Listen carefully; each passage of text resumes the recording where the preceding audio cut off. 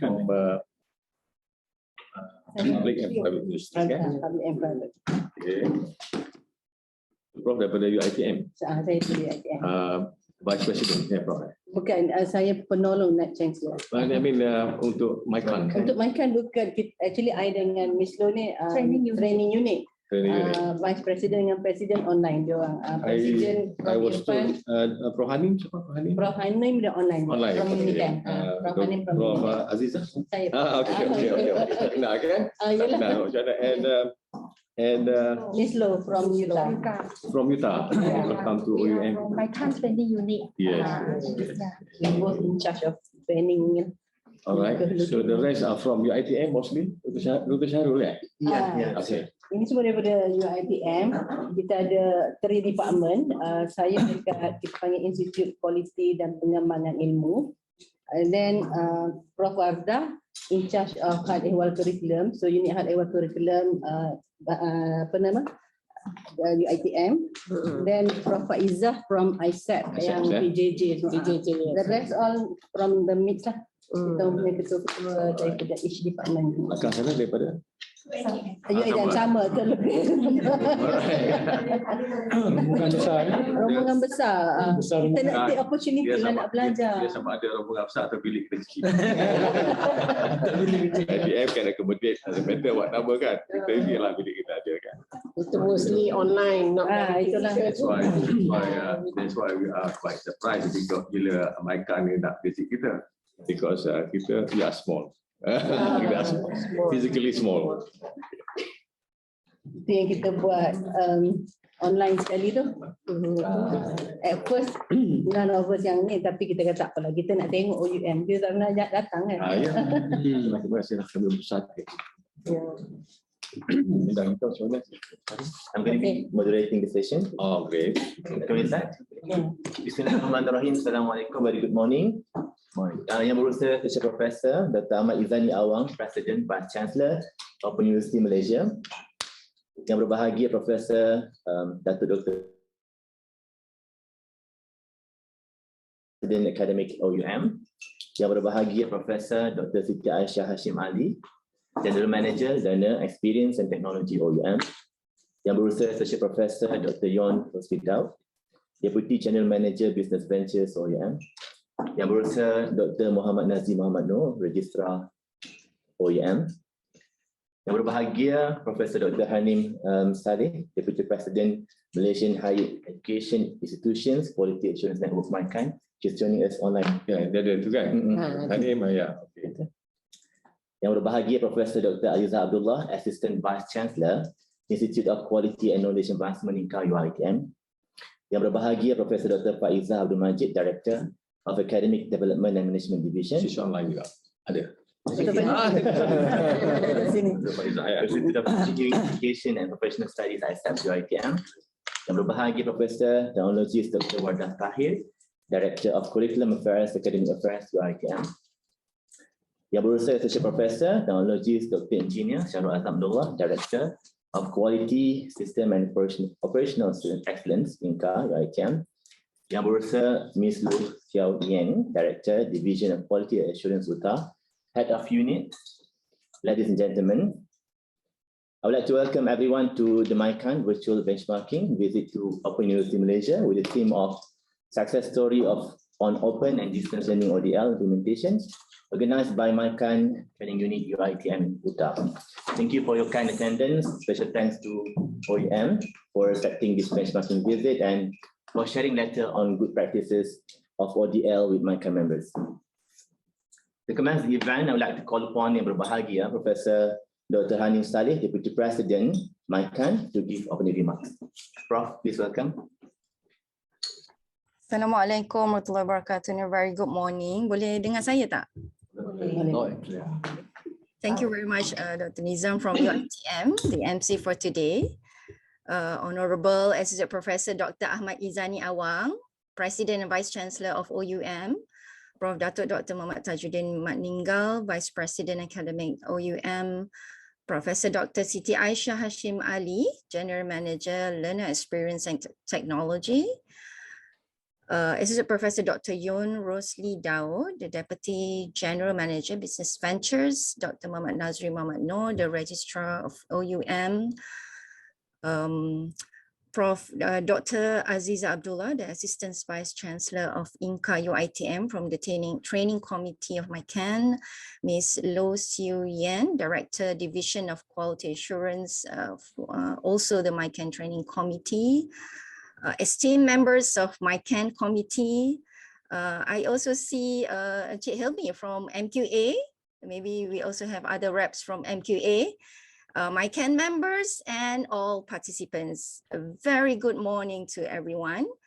On behalf of MyQAN, we would like to express our sincere appreciation to OUM for this virtual benchmarking visit, where we will share the success story on ODL implementation.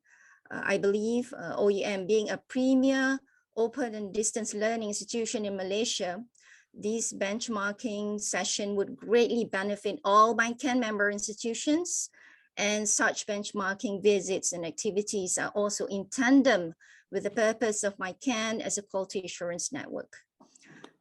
Last but not least, I would also like to thank the MyQAN Training Committee, Prof. Dr. Aziza and Ms. Lo, and also the whole organizing committee, from UITM and also UTAR, as well as to all participants for your excellent support. So I guess that's my short introduction on behalf of MyQAN. I'm sorry that the president couldn't be with us this morning. I think he will join us shortly. And thank you and enjoy the session. Assalamualaikum warahmatullahi wabarakatuh. Salam. Thank you very much, Prof. Next, I would like to call upon Yang Guru Sir, Associate Professor Dr. Ahmad Izani Awang, President, Vice Chancellor of University of Malaysia to give his speech. Please, okay. Bismillahirrahmanirrahim. Assalamualaikum warahmatullahi wabarakatuh. And a very good morning. Yang bahagia Prof. Hanim, Deputy President MyQAN. Semula I thought MyQAN. Arab sikit bunyi MyQAN kan. Kalau Melayu MyQAN. MyQAN. Tapi rupanya MyQAN. Yang say MyQAN kan. Malaysian Higher Education Institutions Quality Assurance Network. But I wonder why OUM not included in this one. In this apa ni? We have been discussing tadi. Kita belum agaknya dulu invitation came in the previous quality. So we will get the form after that. Yang bahagia Professor Dr. Aziza, Assistant Vice Chancellor INCA UITM, esteemed members from UTAR. I saw also Prof. Rash kat situ ada kan, Prof. Rash, you are there, you are here with us, yes. Dan juga semua yang ada pada dalam bilik ini pada pagi ini dan juga secara online lah. Alhamdulillah, terima kasih pada pihak MyQAN kerana memilih OUM sebagai salah satu destinasi benchmarking lah pada hari ini, dan bagi pihak OUM kita rasa sangat berbesar hati. Sebagaimana saya katakan tadi, OUM ini siapalah OUM compare dengan UITM, UTAR, yang with the experienced people, kemudian mega university dan sebagainya. Tapi doesn't matter, sesi ini kita anggap sebagai satu sesi untuk kita exchange whatever experience that we have gone through, dan juga kita learn from your side, from the esteemed institutions such as UITM, kemudian UTAR and other universities yang berpengalaman. Cuma maybe advantage sikit pada OUM ni because kita adalah ODL institution, kan? One of the ODL institutions in Malaysia, and we regard ourselves as a pioneer lah dalam konteks ni, ya. Mana yang Prof mention tadi, Prof Hanim mention tadi, this is satu inisiatif yang saya kira is very noble because kita boleh learn from each other.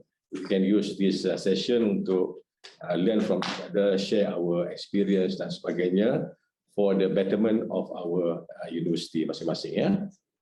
Nothing else but for the sake of our students. Okay.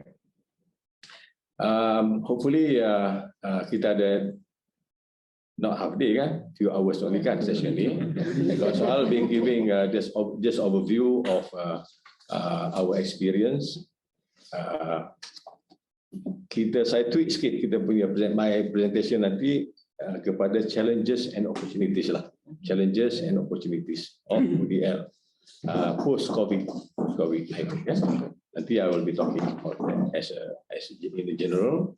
Kemudian Prof Siti akan cakap tentang teknologi, macam mana kita leverage on technology, and on the quality aspect, Dr. Nazri will speak up in terms of services and operation lah pada student, and Datuk Taj will of course as a BPA akan sentuh sikit mengenai quality aspect, academic quality. When we go fully online, dulu orang tak apa, bila tengok bunyi fully online ni kan, online learning ni dia tengok sebagai something yang not that big lah kan. Bila buka polisi due to pandemic ni, pada kami satu rahmat, because people start realizing the importance and the effectiveness of online learning. So insyaAllah I will be sharing that. Hopefully by end of this session, all of us can get something lah, can bring back something so that we can try to sesuaikan dengan apa yang ada di universiti. So basically itu saja daripada saya. Saya harap semua orang dapat manfaat daripada sesi ini. Kalau tidak banyak pun sedikit at least, dan kita dapat manfaat bersama insyaAllah. So sekian. Assalamualaikum warahmatullahi wabarakatuh. Thank you, the Vice Chancellor of OUM. Next we have some presentation of Keith from MyQAN to yang Vice Chancellor. Oh, belum cakap lagi dah lagi. Soalan Ketua Umum berbahagia Profesor Dr. Aizan Abdullah presenting training unit MyQAN to present gift from MyQAN as a token appreciation to yang berusaha. The Vice Chancellor. And then kita feedback. Thank you very much.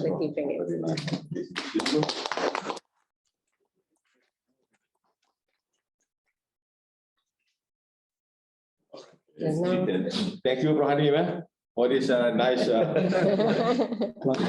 I couldn't be around. I thought it's all virtual. I just knew that. Okay, no problem. And this is small token from OUM lah. Okay, this is building here. And alhamdulillah ini satu building yang kita ada. Ini not even.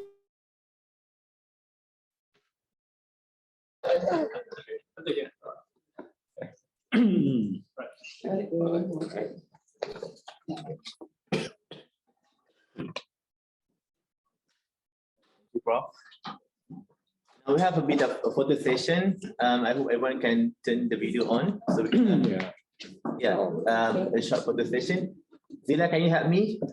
Okay. Okay, thank you very much. Okay, sekejap ya. Ni kena buat petak-petak tu kecil.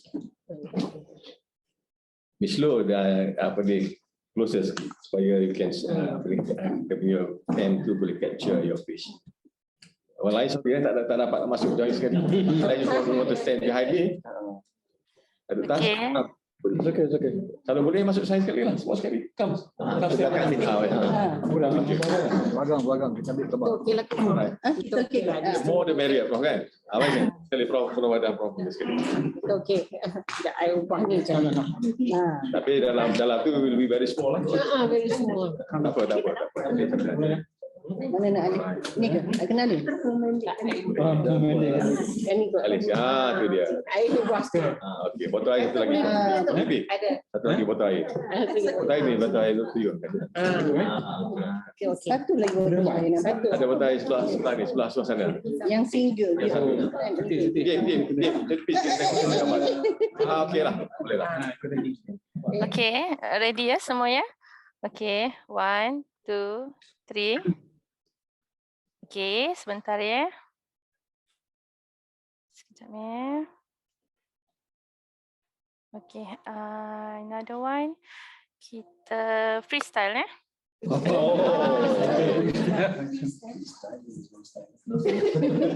Okay ya, sekejap ya. Alright, okay, ready ya. 1, 2, 3. Okay, thank you. I wonder semua orang boleh Nampak kecil ya. Jadilah. Thank you very much, Zila. Okay. We'd like to kick off with the presentation that everyone settle down and position yourself. Yeah. Now, ladies and gentlemen, we are going to listen to the very first presentation today by Yang Berusaha, Associate Professor Dr. Ahmad Izani Awang on challenges and opportunities in ODL post-COVID-19. But before that, allow me to read the short biography of the speaker. Associate Professor Dr. Ahmad Izani Awang is the current President, Vice Chancellor of Open University Malaysia, OUM. He has more than 30 years of experience in education and management and served at several public and private higher education institutions prior to joining OUM in 2006. His expertise lies in the field of adult education and educational leadership. He started his OUM career as director of one of OUM learning centers in the east coast of Malaysia in November 2006, and then transferred to the OUM main campus as the head of the assessment and examination division in 2014. With expertise in educational management and vast experience in teaching and administration, he was then appointed as the University Registrar in 2016, before being promoted to General Manager Business Development and Support Services in 2019, where he was responsible for 6 major portfolios, i.e. business development, property development and maintenance, security, information technology, learning centers, and quality assurance. He gave particular focus to developing business opportunities and identifying new potential partners, particularly those from outside Malaysia. Dr. Ahmad Izani received a Bachelor of Science in Mathematics from University of New South Wales in 1990, Diploma in Education from University Technology Malaysia in 1996, Master of Science Educational Administration from University Putra Malaysia in 2001, and finally, Doctor of Education from University Selangor in 2012. Since his early teaching days at a local boarding school, he has been an active participant in community services. He believes in the promotion of social innovation and research outcomes. At the national level, Dr. Ahmad Izani has contributed his knowledge and expertise in developing the Malaysia Education Blueprint 2015-2025 Higher Education in collaboration with the Ministry of Higher Education. Ladies and gentlemen, please join me to welcome Yang Berusaha, Associate Professor Dr. Ahmad Izani Awang.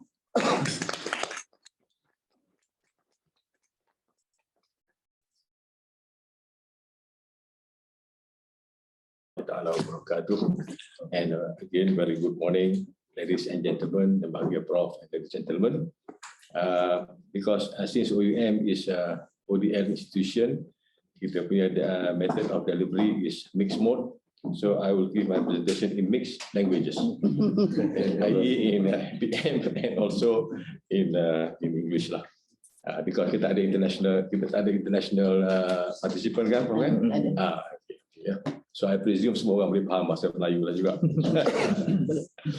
Okay, as I mentioned just now, I tweaked a little bit the topic of my presentation today into challenges and opportunities of ODL post-COVID, and I'm focusing on OUM experience, what OUM has done during the past 2.5 years, 2 years.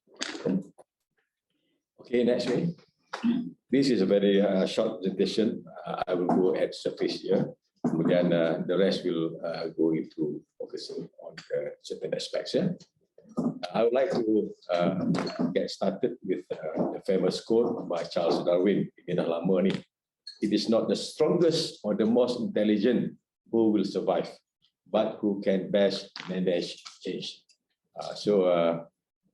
Kita bijak secara mana pun kadang-kadang tak belum tentu kita boleh sukses boleh survive dalam challenging world ni, tapi who can best manage change. So with that quote, we take that apa ni, orang kata prinsip lah untuk kita macam mana kita menghadapi cabaran ini, ya.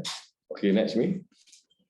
So basically, my presentation today will cover three main things lah.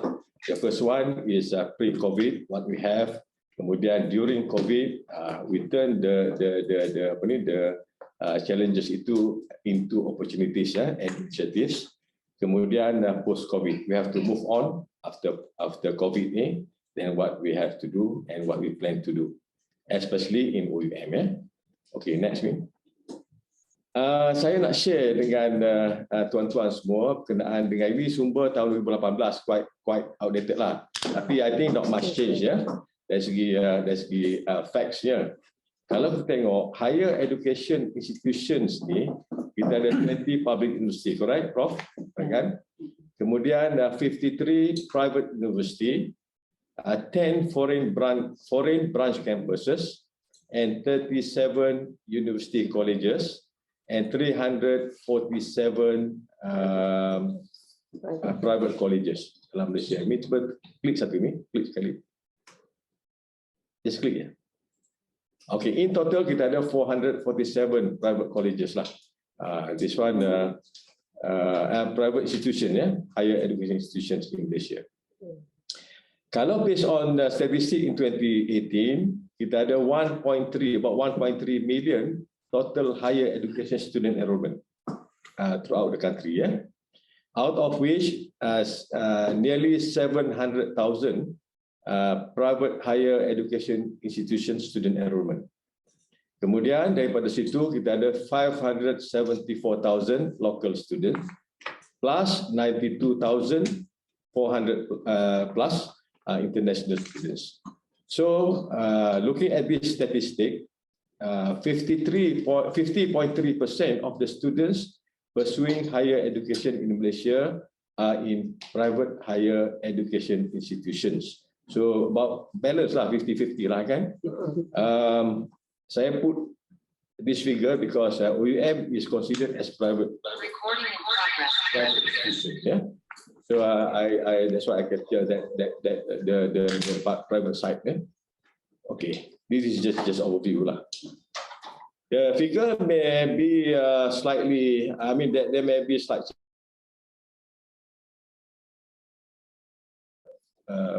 The figure lah actually, school levels. Okay, next me. Let's have a look at the pre-COVID, what we have. Bagi OUM, we did our business as usual. We never anticipated any orang kata apa, unwanted situation, unpredictable situation. I guess semua universiti lain pun macam tu kan. Even UTA, UITM and so forth, ada universiti. OUM, we have only 54 programs at that time. We claim OUM as a leading provider of open and distance learning since 2001. Kita established in the year 2000. We started off first intake in 2001 with a humble number of 573 students. Kemudian since very first day of our operation, kita punya mode of delivery was blended pedagogy, which comprised of three methods. The first one is face-to-face session. The second one is online learning, and the third one is self-managed learning. Because we provide learning materials, learning module, module for the students. Kemudian, hopefully, with that module, student will manage dia punya study lah themselves. Online learning, student have access into kita punya learning material selain daripada OER and also digital library. We would like, I think we can proudly share with you that I think our digital library is not bad. I don't want to say it's one of the best, but not bad. Sufficient for our postgraduate students to do their punya, to look for their punya learning materials, books, journals, articles, and so forth. So maybe but now maybe public university has got good digital library also. But we believe that this is one of the most important requirements for online students, online learning. Because students don't come to the campus, and we don't have big collection, physical collection in our library, as well as 34 other learning centers throughout the country. So kalau kita nak beli physical books, it will be very costly. Lepas tu student kita berada everywhere in the country, so it's a hassle for them to go to the library also. So what we have decided, we have subscribed on this digital library for digital library. As usual, walaupun kita conduct mode of delivery ini blended, tapi by exam masa itu kita conduct normal examination, with physical presence of candidates in the exam hall and administrated by invigilators. Macam biasalah kita bagi jadual exam, dan cuma advantage sikit because kita ada kita punya learning center throughout the country, so students don't have to come to Kuala Lumpur, but they go to our respective learning centers, where they are attached to. Okay, this is normal lah. Ini zaman, era sebelum COVID lah. Dan kita tak anticipate anything beyond that to happen. Okay, next week. During COVID, the government introduced a lot of policies kan, macam-macam policy. After 1 week, new policies came out, and sometimes students pun confused, kita pun confused. Tapi we follow lah, as an institution, we have to follow, we have to adapt with whatever policy that was introduced by respective authority lah, especially KPT, KKM dan sebagainya. For example, government decided that no physical classes. Betul tak? So yang the most hit ialah conventional university lah, conventional institutions where students have to go back to respective place and started to learn through online, So kita tengok, doesn't matter, tak kira apa program yang mereka ikuti, mereka kena ikuti secara online without physical presence in the classroom. Okay, from there on, government decided the term online classroom to become big thing. So we realized that because of that, people started to believe in online education lah. Satu, maybe because tak ada choice, tak ada pilihan kan, and people want to continue learning. Number two is the policies sendiri yang buatkan dia terpaksa menghadapi online delivery itu, So because of this, it became great opportunities to OUM as well as other ODL institutions. Kita kata, well, this is a great opportunity. This is, we basically ready to go fully online, kan? Because just now, as I mentioned, blended learning pedagogy comprises of three items, three things. Number one, face-to-face. Number two is online learning. Number three, self-managed learning. The only thing that OUM has to do is to tweak the face-to-face interaction itu kepada online synchronous forum, itu synchronous classroom, And face-to-face, kita punya face-to-face interaction ni only twice a month over the weekend. So it's not a full-fledged classroom kan. So that's why I think it's not that difficult for OUM to convert into fully online.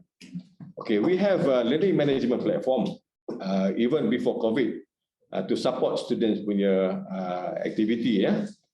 We have digital content, learning material, kita punya learning material module kita in digital form. We have, as I said, digital library. We have online support system. Maybe I have seen some other few questions yang posted by members of this webinar, and maybe we have online support system because students they are everywhere, and kalau dia nak telefon kita mungkin susah, So what they do, we provide a support system online. So most of the things can be solved through online. We have online assessment and examination system as examination lah. So this is another challenging part for OUM, when we conducted fully online program. The face-to-face session was replaced with some synchronous tutorial sessions with online tutors. We have online tutors lah.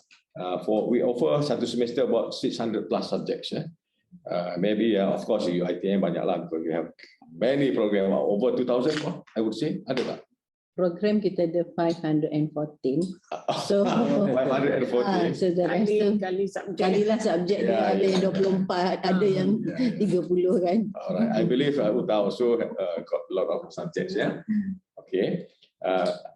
In this 54 programs, in total we have 647, if I'm not mistaken, subjects. So we offer fully online. Okay, so these are the opportunities lah. We believe opportunities. and we take the initiative further to support this our fully online offering of programs. Okay, next me. Okay, let me share with you initiative yang kita buat. Yeah, I believe, I mean, other universities also do this. Tapi just share what we have. Use of online interactive activities and synchronous plus asynchronous forum. So maknanya synchronous ni we have a virtual classroom live kan, recorded, so that student can come back. Those who miss the class can join, can replay the recorded session. We also have asynchronous forum where student can post their punya question dalam group dia, which can be seen by their punya tutors as well as their punya colleagues dalam tu, and the tutors will respond. But not this one asynchronous, is not live lah, ya kan? But for the synchronous forum, it's like kita guna dalam Google Meet ataupun dalam Zoom dan sebagainya itulah. Okay, ya. So next me. Mode of assessment for certain subjects were also reviewed as necessary because kita kata kita nak conduct fully online assessment, so we have to check without going against the rule as set by MyQAN. Kita try to change lah. Ya, contohnya ada subjek yang kita convert kepada fully MCQ. No, I mean not examination, full coursework kan. Full coursework ya, by doing assignment, to assignment dan sebagainya. Tapi ada subjek yang kita buat instead of essay kita buat MCQ. Ada subjek juga still kita maintain essay ya. Okay. Next one. Kita introduce my e-lesson, introduction of e-lesson for self-learning guides. This is important because we guide them from week 1, week 2, week 3, what they have to study, what we expect, and the learning outcome we expect from them until they complete the whole semester before they go for the exam. All right. Next one. Online examination to replace normal examination process as previously practiced. Sebelum ni kan kita ada physical presence kan dalam exam hall. So this one we conduct online examination. Kita try to emulate macam contohnya ACCA punya examination. They have online examination kan. Tetapi ACCA still maintain dia punya presence dalam hall. Fully invigilated by the invigilator kan, tapi kita punya case ni kita buat online exam tapi at their remote respective place. Okay, yeah. Next week. Of course, to make it easier, grading of assignments and examination papers were also done via online. There may be some questions here. Let's see integrity of the satu candidate kan, authenticity kan. Lepas tu macam mana kita nak pastikan bahawa kandidat itu benar-benar yang sebenarnya lah duduk menghadapi exam kan. Kita ni adult learners lah, very challenging lagi. Ya tak? Kalau school leavers ni full time student dia ada worry dia tu ada tinggi kan. Tapi kita punya adult learners dia tu very creative kan. So for online examination ni we are developing online proctoring system where we capture student punya image ni randomly throughout the exam session. So in order to do that, students nanti kita akan minta student ada satu gadget untuk masa dia ambil exam tu, dia kena ada dia punya komputer tu mesti ada kamera. Kalau dia guna laptop okey. Tapi kalau dia guna desktop dia kena ada gadget tu untuk enable us to activate kita punya system to capture dia punya image tu randomly throughout the exam session. Yeah. I don't know in future macam mana MyQAN punya ruling. Entah nanti bila semua student dah masuk balik campus, MyQAN may decide that semua examination must be conducted dalam hall kan. Tapi let's try to we are trying to do this so that our students don't have to go to the hall exam hall. But we are in the final stage. We are piloting the system now. But for now kita ada MCQ untuk online examination. Kita buat MCQ where soalan will be generated randomly lah. dia tak ada same set of questions because kita ada a question bank kan. So bila dia nak ambil exam tu, the system will generate question randomly, then the student will have a different set of question even though they sit next to each other dalam masa time dijawab question dia. Kemudian grading of assignments and examination papers ni will done kalau MCQ tak ada isu lah kan. Tapi for essay question there's no kata apa no marking, no physical marking ya. Graders for assignment also mark the assignment online. So in order to curb the possibility of plagiarism, I saw there's one question there. We have developed a similarity check system. Bila student submit assignment ataupun exam question, exam answer, the system will run and check the overlapping of the answer script, answer set. This is like turn it in, tapi turn it in is more for thesis kan, for thesis. Tapi this one kita develop in-house, and we have done this for the past many years. I think more than 10 years already, yeah, and we improve over time. So what we do, the grader will mark the assignment as usual because there may be 2-3 different graders kan. Takkan kita nak expect dia orang share ni, tapi dia mark as usual based on rubric that we prepare. So at the same time, at the back door, at the back room, the system run similarity check.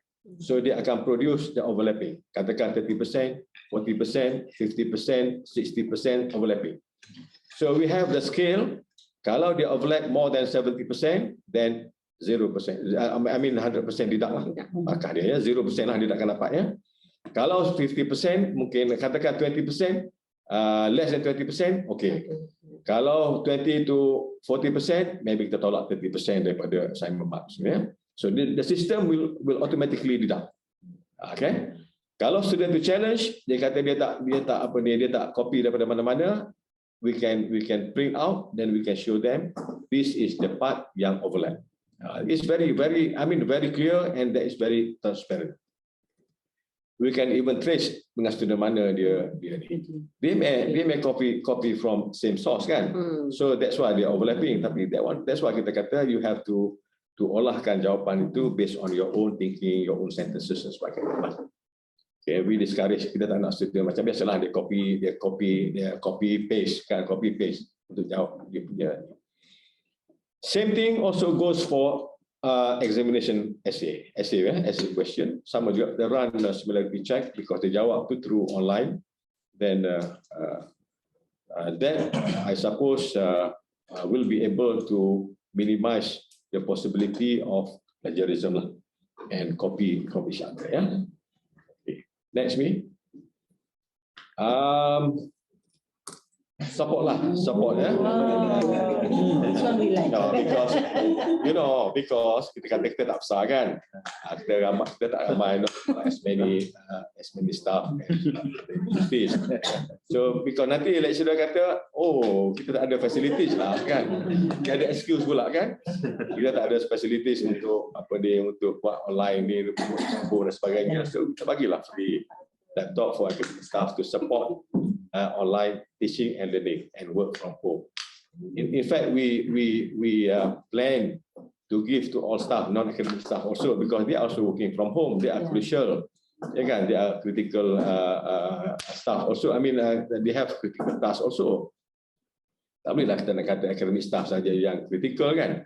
So support staff also need to support. So unfortunately, bila kita order laptop ni, masa tu MCO kan, the vendor, the supplier tu, dia kata dia ada problem receiving parts from overseas ya.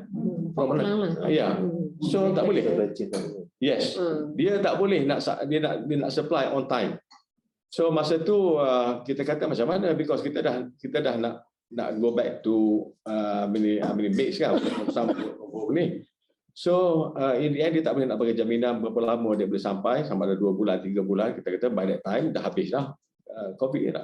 So kita terpaksa get call off, cancel lah dia tu. Jadi non-academic staff tak dapat lah Tapi kita benarkan dia orang bawa balik desktop as well as kita punya stok laptop yang ada dekat office lah.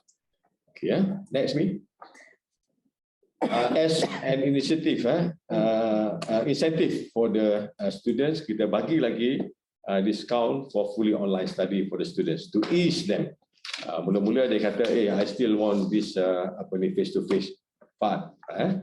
So kita kata, unfortunately, we cannot have this because that's the policy, kan? So kita kata, in order for you to face this situation, then we give you 10% discount for fully online study. At least with that discount, they can use untuk bayar dia punya internet line dan sebagainya. Ya, itu yang kita bagi kepada. These are the initiatives that OUM has given to our students lah, on top of other discount.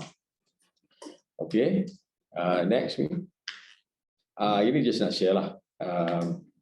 As a result, that's why saya kata tadi, pandemic ni not much affecting OUM as a whole. Last year, we managed to get 10,300 new students open market. 2020 maybe drop sikit because people were shocked, dia nak adjust dan sebagainya. So 9,000, we managed to get 9,000.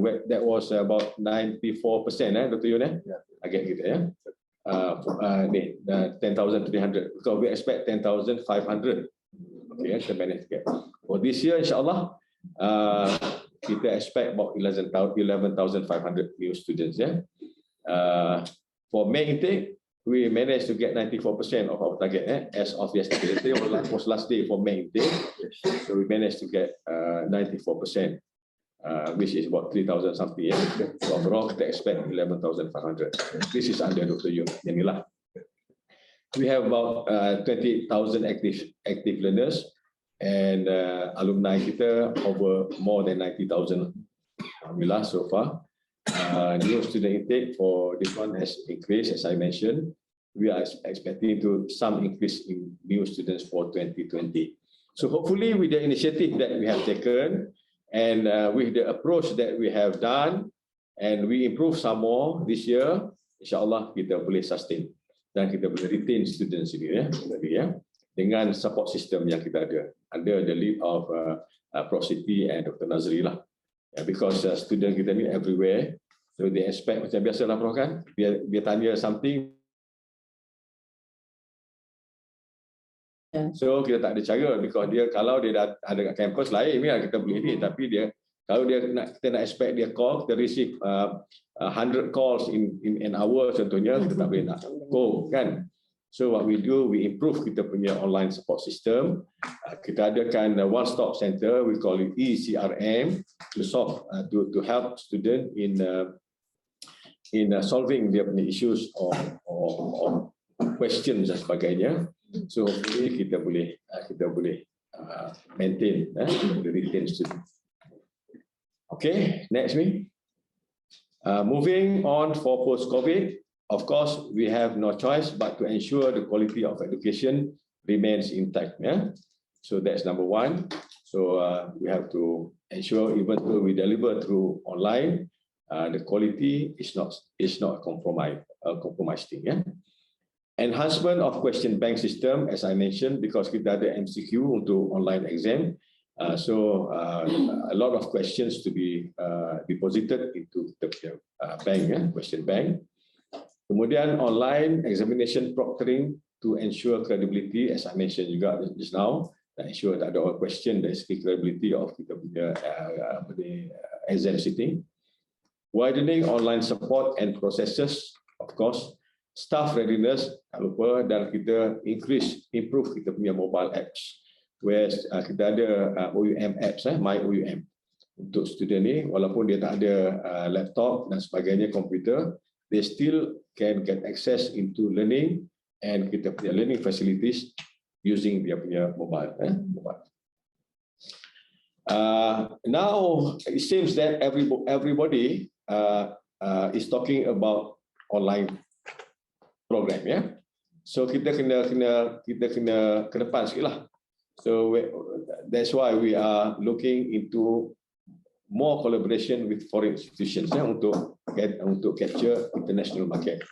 I think the advantage of OUM is that our students abroad, they don't have to come to Malaysia. They study in their respective country with the institution yang kita partner. Okay. For example, kita ada partner in Vietnam, for example, ya. Students in Vietnam don't have to come to Malaysia. They can continue because it's part-time punya program also. So they study with our partner in Vietnam, study our program. In the end, they will get OUM degree. But as the requirement from MQA, we have to ensure the quality, and that's why we have quality assurance. We have to go for audit. We have to supply the exam questions. We have to supply the learning material still by our side. Yeah. Okay. Even some institution we have to send our lecturer lah. Now our lecturers are giving lectures through online kan. Tapi the expertise from our side. And we also review our work from home policy. Now the policy is straightforward lah. Everybody must come to office kan. But we still have first and third Friday working from home for all. So maknanya semua staff, academic and non-academic, working from home twice a month, first Friday and second. Those who want to enjoy working from home, first Friday and third Friday, please come and join OUM lah. Okay, Prof. Hanim, but we have to make sure, walaupun tak adalah, it's not a long weekend It's working from home. They have to stay at home and they have to be responsive lah. Okay, and we also observe the safety policies lah. Okay, walaupun we live with pandemic Prof kan, tapi we still have to observe that. We still have to wherever necessary pakai mask dan sebagainya ya. Okay, moving towards moving towards micro credential. Sekarang ni MQA go all the way micro credential and apel kan ya.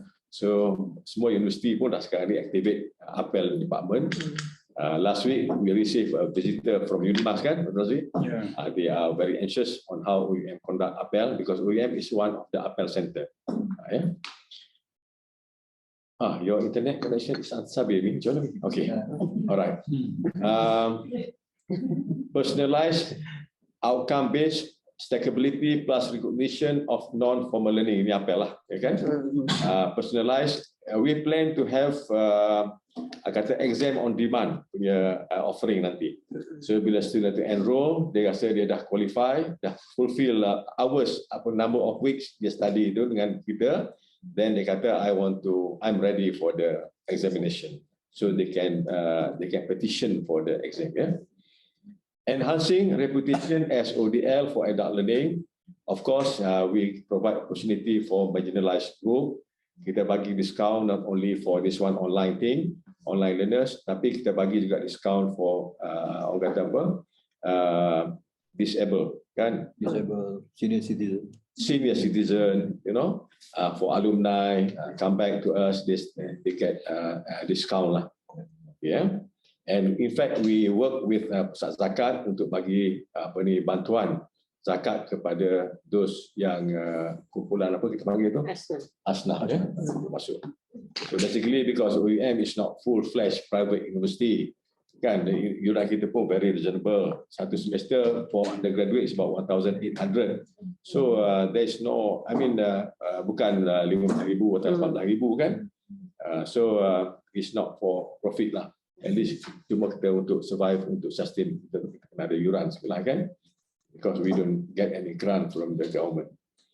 Okay, enhanced branding work, digital marketing. Of course, we use all sorts of avenues untuk kita enhance kita punya brand and also to show our presence in the country lah, as well as abroad. So that more people are aware of our existence. Okay, so enhanced branding work. Okay, next please. Moving forward, kita ada introduce ada 4 roadmap for OUM when I took over Vice Chancellor's office. we have introduced roadmap, 5-year roadmap for OUM. Ada 4 pillars.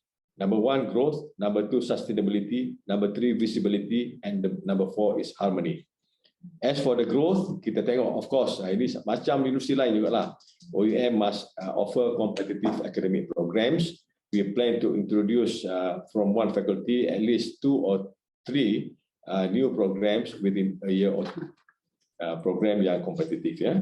Lepas tu kita would like to enhance research potential because walaupun kita ni teaching university, not like a great research university macam UM ke UKM kan. Our lectures are very number of lecturers is small, tapi we have to expect them to do research lah. So insyaAllah, so that will improve our setara rating ya.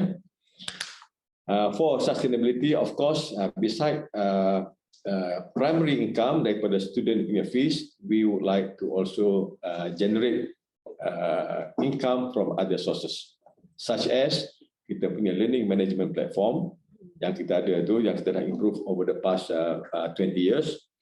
Kemudian kita ada digital content, digital learning materials. Kita boleh hopefully kita boleh share, especially through our partners abroad. Ya, banyak institusi yang di luar sana berminat untuk belilah kita punya learning material dan sebagainya ya.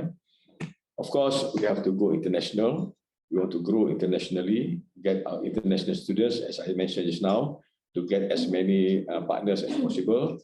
We have signed last year. We have signed with Mauritius. Yeah. So insyaAllah this year kita akan ada new intake di Mauritius. Recently, I just came back from Cairo, signed with one private university in Cairo. So they akan offer kita punya postgraduate program insyaAllah. And we also have partners in UAE, in Ajman. Ajman is outskirts of Dubai. Yeah? So I visited them. Kita dah lama dengan dia, so kita nak grow dia punya program yang kita offer. So di UAE hopefully. Yeah? Kita ada partners in, as I mentioned, di Vietnam. Ini saja nak show off sikit lah. Bukan nak show off. As I say, sharing. We are nothing compared to great university kan. Vietnam, kita ada partner in Sri Lanka. Sri Lanka bagus. Partner kita dia offer nursing program. So, ialah kita tahulah keadaan health sciences in Sri Lanka kan. So, we have over 1,000 students dekat sana. Nursing, Master of Nursing, Doctor of Nursing, Bachelor of Nursing. We have partners in Ghana, Somalia, Maldives. Lepas tu kita ada juga di Yemen and Bahrain ya. Ya, kita sikit-sikit sudah lah Tuan Nazri ya. Okay, next me. So kalau tengok kita punya progress kita kan, in order to remain sustain and remain ahead. Before COVID, of course, everyone making ourselves more attractive. We conducted our business as usual. We plan for continuous growth with the linear, orang kata dululah kan sebelum tu ya. When the COVID came, kita kata we have to maximize our coverage. We have to be adaptive to situation, turn challenges into opportunities, introduce and enhance initiatives. Ya. Among the initiatives yang saya share tadi lah, ya kan? Kemudian after COVID, ini yang most challenging part kan, expanding our revenue option, becoming a leading provider in online programs offering. Hopefully we can remain ahead compared to other universities lah. Hopefully because kita ada experience dalam offering online program. Bear in mind that sebagaimana saya selalu share dengan staff, kita kena ingat bahawa online offering ni bukan hanya through virtual class tu je kan, Google Meet ke Zoom ke, banyak lagi takes more to have a effective online program. Contoh tadilah learning management system, online support system dan sebagainya ya. Kemudian organization capabilities, we have to look at proactively managing organization risk, shortcomings and challenges. Kemudian we invest a lot. We are investing a lot on digital transformation. So ICT ini adalah satu dalam OUM ni, I think GICT as a group, ICTS ni adalah one of the biggest department di OUM beside academic lah. Ya. Satu lagi yang Center for Instructional Design Technology, ada Prof Siti di bawah DCM Prof Siti. So because this one kita nak always improve kita punya learning material, digital content dan sebagainya, ya. So those are the two departments and we invest a lot on this. Yeah. So next we ada lagi tak? Yang ni question. So kita punya panjang, saya bercakap ni berapa lama? 1 hour. Oh sorry ya, I thought I would expect half an hour je. Because timekeeper tak alert me. Okay. So I think that's all from me. Thank you for listening. Hopefully some of the information that I have shared with you will give you some insight lah. I mean some input for you. And thank you very much. Should you have any question, then you can raise later lah. Okay. So thank you very much. Assalamualaikum warahmatullahi wabarakatuh. Professor Dr. Ahmad Izani. For question and answer, we're going to have a special session later at the end of the session. Hopefully we have time. It's a pleasure listening to you. That's why I never stop you. Let me at least keep early. All right. Now, next we're going to have a second presentation today by Ibu Bahagia Professor Dr. Siti Aisyah Hashim Ali on teaching and learning technology in ODL. But before that, let me introduce a bit about the speaker. Professor Dr. Siti Aisyah Hashim Ali is currently the General Manager for Learner Experience and Technology Division of Open University Malaysia, OUM. Throughout her years with OUM, Prof. Siti has served OUM as the Registrar, the Deputy Vice President Research and Innovation, and Cluster of Applied Sciences, and Deputy Director of Institute for Teaching and Learning Advancement, ITLA. Working together with a team of academicians and executives, she continuously looks for improvement in all aspects of open and distance learning for ODL to all OUM students, including teaching materials, activities, and technical support for e-learning. Prof. Siti holds a PhD degree in Applied Mathematical Physics from University of Malaya and Master degree in Mathematics from University of Miami, Florida, USA. She also holds a Bachelor of Science degree in Applied Mathematics from Old Dominion University, Virginia, USA. Prof. Siti is no stranger to the education community in Malaysia, having spent 22 years as a lecturer and an associate lecturer at University of Malaya prior to joining OUM in 2011. So this experience has taught her the importance of education, especially at the tertiary level. A bit more. Besides being a lecturer, Prof. Siti has served several administrative positions, such as Fellow, College Master, Deputy Dean at Institute of Creative Studies, and Deputy Director of International and Corporate Communication Office in University Malaya. From 2013 to 2017, Prof. Siti was the Chief Executive Officer, CEO of International Open College, IOC, which is an affiliated college of Open University Malaysia, OUM. So in this role, Prof. Siti looked into cooperation international college, from the running of academic programs to management of the college.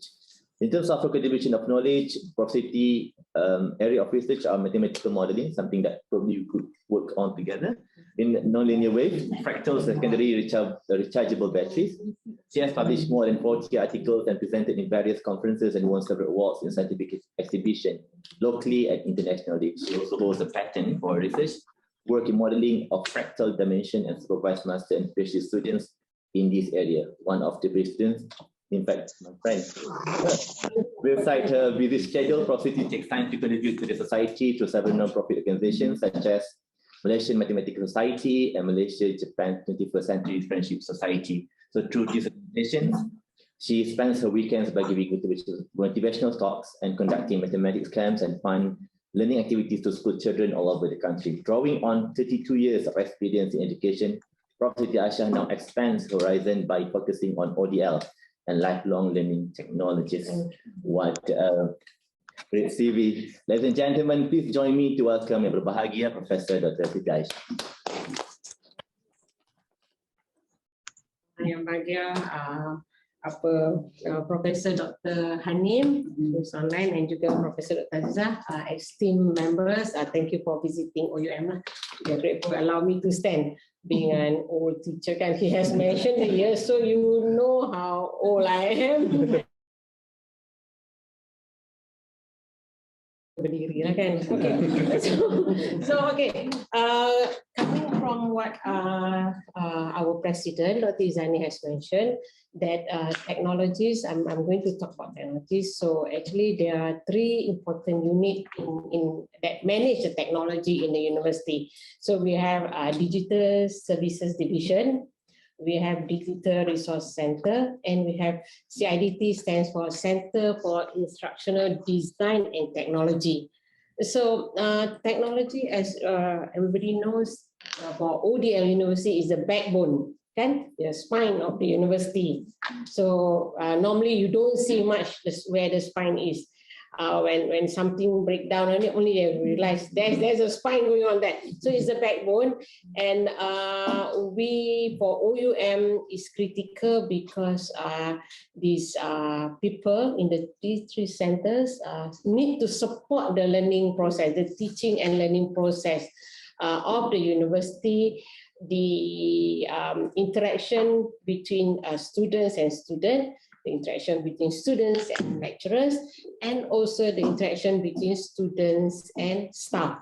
So that's why to us, we really rely on technology, because we run at being a private university, we run at a minimal staff capacity, and kita can't afford to have too many staff. So moving ahead, so as you see, next, technology is become a perfect complement to ODL, kan?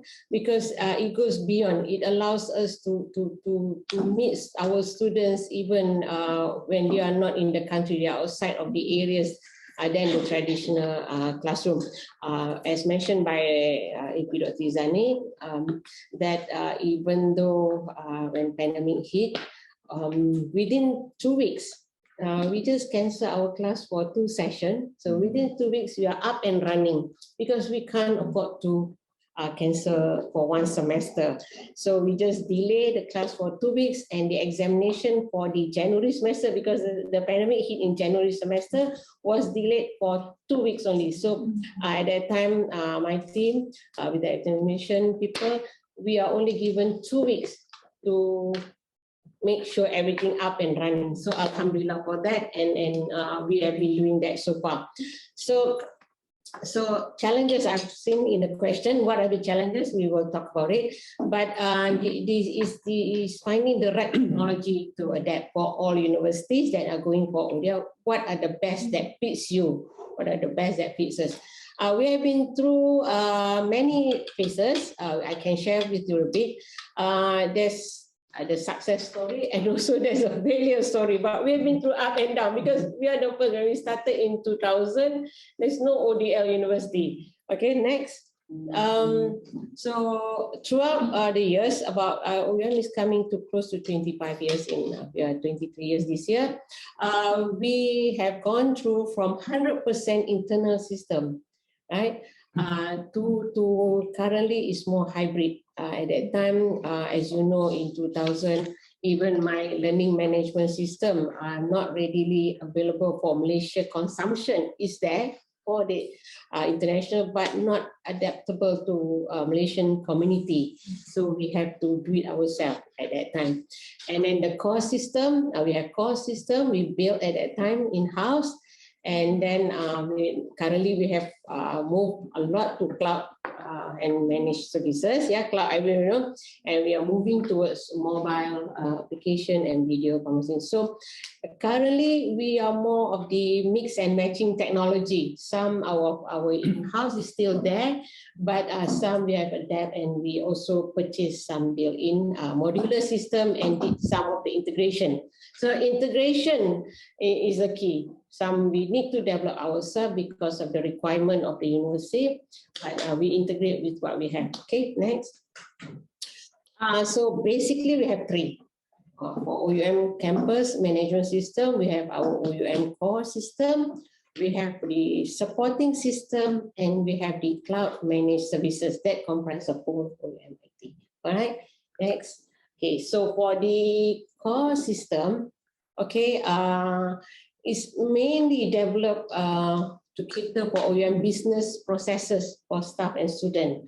So the core system. So we have something we call currently is ICOMS, integrated business, the operation for students and staff to go through. But as mentioned by the president, that we are under digital transformation plan. We are another new system is called Centrum. which will be more user friendly, and it will be cloud-based system. But ICOM is still running currently. So ICOM runs from the day one where the student was introduced to us, the application, the registration, to the university, the course registration, the add and drop, and the academic landscape. The student have that in their portal. When they become our student, the moment they have their OUM email, they can access it and they have all that in there. The academic landscape is very important because these are adult learners. They are not, most of them are not able to follow the full academic landscape as the conventional. When you have SPM student, it's easy. You can cater one semester, 5 subjects, semester 1, 5 subjects, semester 2, things like that. But the adult learner, being flexible university, we allow our students to hop in and hop out. You can come in this semester, you are unable to do that. For example, ladies at the maternity leave, you hop out for one semester, or you can just take one courses. So we had that flexibility. We allowed that. We can even allow them to, like, for example, we have our student who submit the assignment but unable to attend their final exam. So we say, it's okay. You can take next semester your final exam and we will merge your result. So that's why currently we're working on the on-demand examination. So if our students are studying on site, we have students, for example, our nursing, a lot of them are working in Middle East. So they're coming back for 2 weeks holiday, for example, then they call, I'll be back in Malaysia in another 2 weeks, can I sit for my exam? So we are going to do that also, on-demand examination. That's the terms that OUM are proud of, is our flexibility. It's not just flexibility in the offering, the registration, but also the flexibility in running. You design your own academic landscape. Okay? And then assessment, that's where the examination process, I think the designer has gone through quite a number on the examination, final year project, thesis, viva. We have done during the pandemic, the 2 years, all the viva was done fully online. And MQA did come and audit our PhD arts at that time, and it was acceptable. We have done the proper way. Hopefully, we are allowed to do the fully online thesis in the future. I hope so. The MQA will allow that, because we have a lot of students from Ghana, for example, who is finishing up their study. And then the students database, that's when you will see when Dr. Izani presented, there's a number of students that registered. So that was the database that we keep in ICOMs. And then financial system, where students pay up their fees and things. And then we have HR management system. And we have live data for OUM management information system. So that is the core business process of OUM. Next. And then we have the next, the supporting system. Okay, supporting system is developed to facilitate office automation and learning arrangement. So we have one of the supporting system is iTutorial. So that is a system where the students go in, listen to the tutorial. The tutorial is recorded so that we don't make attendance to tutorial. We don't have actually, we have only tutorials compulsory. It's not compulsory because they can view the recorded. The reason is because of most of our working adults, especially the nursing students, they are not able to join in the tutorial every time that we schedule the classes because of their working 24/7, right? 24 hours, 7 days a week, so that they have to see the recorded. And then MyInspire is the new student learning management system, LMS. So we have upgraded to MyInspire. So all the learning and the materials that the designer mentioned, the modules all are part under MyInspire. Question banks are the system that we developed. We purchased the system, but we tweak and make it to OUM needs, where all the lecturers can pack in their question. And then we can flag if the question has been asked, and that's allow us to do the MCQ final examination, because each student that goes in, they will see a different set. So we have to have a lot of questions because if not, the student will copy definitely. I and you will see at the exam, and then I will snapshot, you will snapshot, and then we will share. So we have to have that different on different login, different set of questions coming in. So the bank is quite big. We spend a lot of money and a lot of hours for the lecturer to develop the question bank, the questions for the bank. Yes. For example, for one MCQ test, let's say you have about 30 questions, you need about more than 200 questions because of the random that we want to do it. Okay, and then this is the staff portal. Everything about the HR, the lead, the attendance, all are part under here. So staff can go in, and that's how we monitor our staff. Their clock in time, their leave and everything. And then we have a management information system. That's where all the data that needed for the, especially for business analysis, is done that with that system, marketing can monitor the number of registration, the performance of our learning center for getting in student daily, not daily, by the hour, in fact, and also retention. One of the key problems with ODL is retaining student, right? That's one of the keys. So a lot of initiative on how to retain these adult learners to make them want to come in and study, right? So that's one. Next, the cloud and managed services. Everybody knows.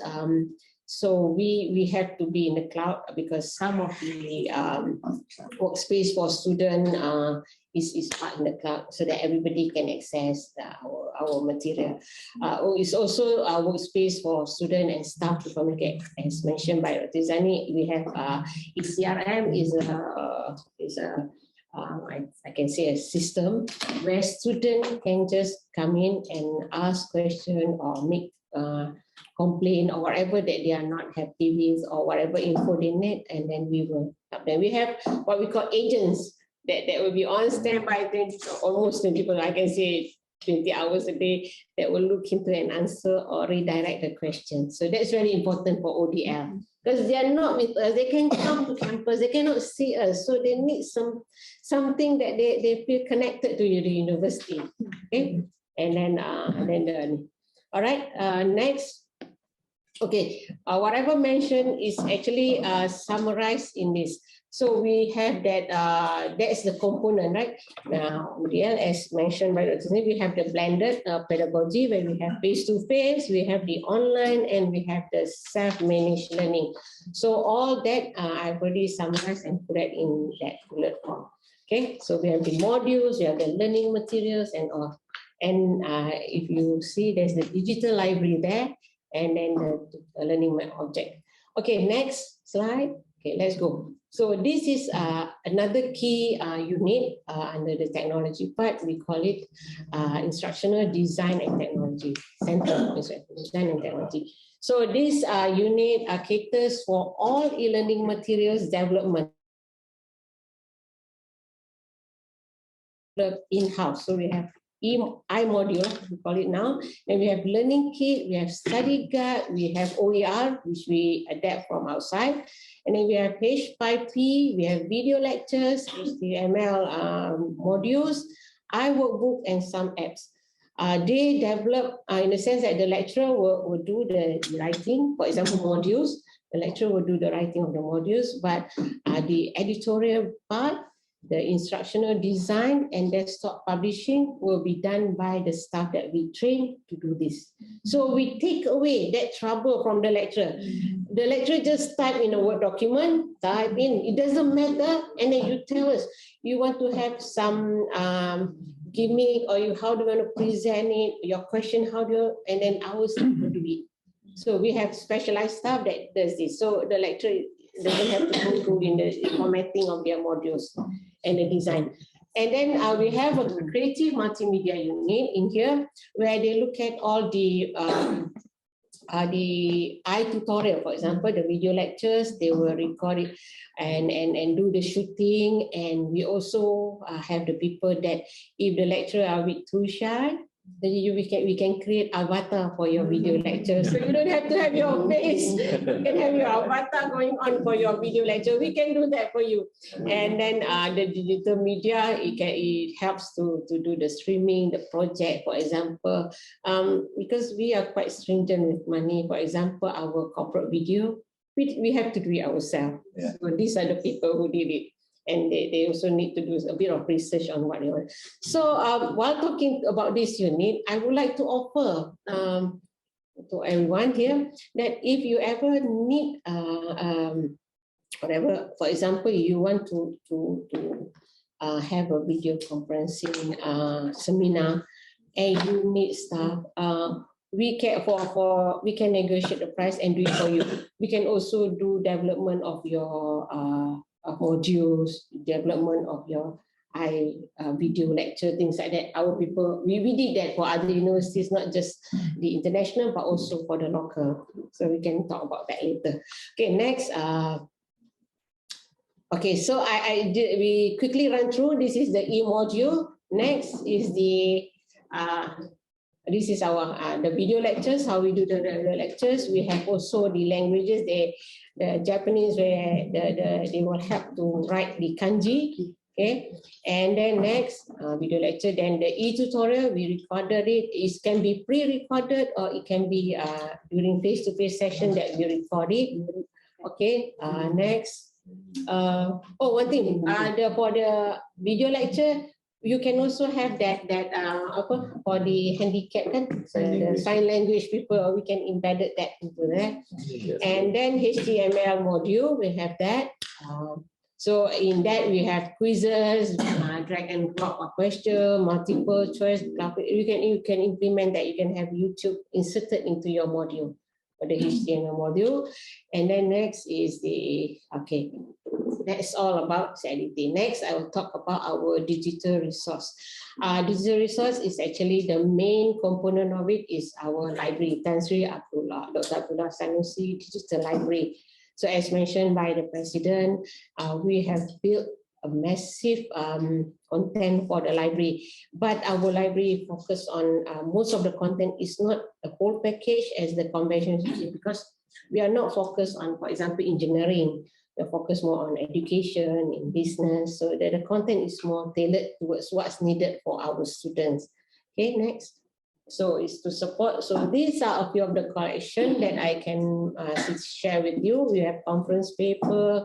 We have these are the physical one. We have printed books. We have database, a physical one. We still have repository where whenever our staff presented a paper or published a paper, it will be deposited in this system. Okay, next. And we have the digital collection that we spend quite a big chunk of money yearly to subscribe, and is available free to all our students as long as they have our OUM ID access, so it's free for them. Okay, next. Okay, as mentioned, all these resources, the library resources, is available through online.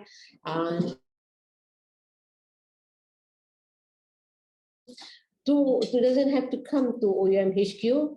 They can just go to any of the learning centers in every country, and you can see we have about 34 and access it. Or now because of the pandemic, they can access it even from their home. But just sometimes students like to go to the learning center because they can meet and discuss with their friends.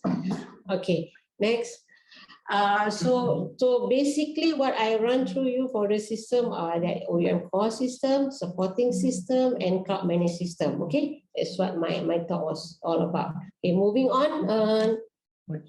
So this is, I know it's a bit small, forgive me, I can't do any bigger. This is what I mean in the core system just now. This is what we have from the day the student apply. So every rectangle is a modular system that we attach to the main spine of our network, right? So we have from the apply, the registration, there comes the core, courses, registration, add and drop, things like that. And then the learning, the big chunk of it is the learning process with the tutors, my OUM, my Inspire, and then they go to examination, and they graduated. Okay, so basically the 5 main component is there for any university, but we do it online. Next, and also we have that support, finance, procurement, asset management. So that's the support system in the other modular. Okay, I'm going towards my end of my presentation. So that's the core, right? So we have the EDOMS is the database for the library, my OUM web for the student, and then we have also for the students, they can access it through mobile. As mentioned from Dr. Zani, we are moving towards mobile.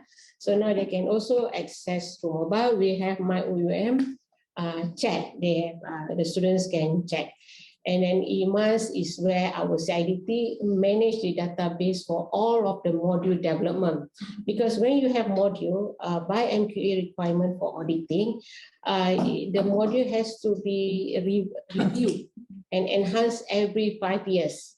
So that's how we keep track of all the courses. We can't do it manually. So that's how we keep track the information. Oh, your module is almost outdated. The reference are outdated, so they need to go in and improve their module. And then next also, then we have academic profiling for the lecturers, digital library or library, we have financial system, we have asset management system, and we are starting on, we have not started yet, but I know UITM has started the modular program. Maybe, Prof, we can go and learn how you do the modular offering. Okay, we have not started, but we need to create that system. I was joking to my people, especially the admin side, that the conventional students are there, the system, but we cannot come in with the modular. Modular is like entering through a window instead of coming through the door, right? Modular is like coming through a window, but how do we want to merge that into the normal system? Same thing as micro-credential. They were coming into another window because micro-credential students are not full-fledged university students yet, right? They are there picking in. So there's just site visiting through the window. So there's a system that has to come in and later how to merge when they come our students. So we still need to do some teaching there. And then the last slide will be, okay, tadi ada satu kot before. This one mostly for internal use. The research management system, we keep track of all the papers. REMOS is research management system, but for the students. That means all the project, the thesis, all that's why we keep track the student has submitted, because our students tend to drag their research submission, they drag their dissertation, their thesis because of the work load that they have. So they need reminder from us and the appointment of their supervisors and examiners. So that's REMOS for student. Research MS is for staff. And then we have FLQ. That's where we have the system that look into how we process FAQ. FAQ is another component that's different from the normal offering because you only have 4 components to graduate. Right? We have successfully finished 2 students for FLQ, but there's another 2 pending graduation, and then FLM, and then so the last one, the number 15, the module Centrum version 1 is the one we are working on. Once the Centrum is ready, inshallah, by end of this year, the first version, we will try to integrate and hopefully, because ICOMS is very old, so hopefully we can merge into a new system. So that's what we do. So the backbone, the spine of the university is the technology. Thank you very much. That's all. Thank you very much for insightful presentation. And tentatively we should stop at 11:30, but I think we can have extra time for Q&A. Okay. Yeah, you don't mind. The session is now open for Q&A. If you have any questions, you can turn your microphone on and ask questions straight away, or you can drop your questions in the chat box if you have any. And we have also a list of questions. If a prof or the design you want to start first with the list of questions, also can. Saya rasa untuk jimatkan masa, kita refer kepada question lah. Kita try to respond to soalan-soalan yang boleh ini. So never mind, as the president, I have the prerogative to appoint siapa-siapa yang patut kena jawab. Okay, let's see the first one. what are the challenges of delivering ODL program? Of course lah, this is very obvious. Of course, kalau kita kata ODL program ni sekarang ni fully online kan. Number one is connectivity lah, mana-mana pun dan Malaysia ni. We don't have to be too perfect lah kan, too idealistic. We still have problem this regarding connectivity and also gadget kan. Gadget ni gadget dan desktop dan sebagainya. Tetapi dari segi gadget ni not so much problem for our learners because kita punya ni adult learners. Most of them at least have the smartphone kan. So gadget tak ada masalah, cuma connectivity lah. But we offer kita punya facilities dekat nearby dia punya area tu, they can come to our learning center. We have a good internet connectivity. They can make use of our ni. Kalau dia don't have gadget, they can use kita punya kita provide laptop dan juga komputer kat sana. So they can use that one. Still of course, those who yang stay very far away from the learning center still have problem connectivity, especially those in Sabah and Sarawak. There's connectivity. Okay, I think that's okay. What is the LMS used by OUM? Yang ni Prof Siti dah elaborate tadi. Learning management system kita ada spesifik nama dia MyInspire. Start namanya MyInspire ya. Dulu kita ada LMS kan, tapi kita tak sempat nak apa dia panggil tu? Nak buat trademark tu, orang lain nak claim dia punya, dan kita tukar pada MyInspire. Same thing lah, kita tukar nama ya tak? Daripada Proton dan X70 maybe tukar kepada nama Porsche ke? That's apa je. Okay ya. How OUM manage students' expectation? Let me answer dulu Datuk dengan Datuk Nazri ya. Kasi yang mudah-mudah ni saya jawab dulu. How OUM manage student expectation? Of course, Prof. As I said just now, student ni kalau boleh dia tanya sekarang ni, masa tu juga dia nak then and there kan. So we try to cater to this one, especially for the working adults. Dia punya expectation very high. Very high. Kalau kita lambat je dia akan complain macam-macam kan. So what we do, we try to, that's why kita beef up kita punya online support system tadi. Mana-mana yang dia boleh solve, katakan registration nak buat, dia tak payah go through, tak ada human interaction, tak payah ni lah intervention lah. Dia daftar je, immediately kita bagi respon. Dia on je. As long as dia fulfill whatever that's inilah. Kemudian dari segi apa-apa komplain, especially when it comes to exam punya result lah, sama lah mana-mana bukan. Exam punya result, assignment punya result, of course dia akan komplain lah, dia rasa dia bagus. Dia dapat D, dapat C minus ke, dia akan komplain kan. Itu jam dalam e-CRM kita, dalam e-customer CRM tu, Customer Relation Management, Retention Management ya, one stop center. So mana-mana aduan ataupun komplain ke related to exam, dan this e-CRM akan channel kepada exam ini. And they are given 24 hours to respond, at least to respond dulu. Bahawa kita dah terima aduan ni, kita akan take care dan kita categorize dia dalam kategori mana. Student pun tahu, kata dia boleh ada drop box kat situ kan. So dia expect result ni, dia punya solution ni will be obtained within 1 week ke, 2 weeks ke dan sebagainya ya. Sama juga untuk kes-kes yang lain. So hopefully through that dia boleh orang kata soften out lah dia punya ini grievances tu kan. Yeah. So as we know, mana-mana school face the same thing. Student expectation is especially nowadays very very high kan. So kita try to so kita from time to time to improve kita punya online support system itu. Okay. How is data for PLO's monitoring and achievement cap ni? PLO ni. Dr. Nazri berjawab ni. Susah sikit ni. How is data? Dapat soalan dah? Dapat soalan tu Okay. How is data for PLO's monitoring and achievement cap? Nazri? Jawab pendek ya. Jawab pendek ya. Okay, thank you very much Dr. Izani. Soalan susah bagi saya. Well, ladies and gentlemen, I'm a bit lucky because I'm also the registrar of the university and Center for Quality Assurance, the head of the Center of Quality Assurance. But at the same time, I'm also the senior assessor for MQA. So thank you to my friend over there, Dr. Razul. He's the one who bring me into MQA. Yeah? Okay.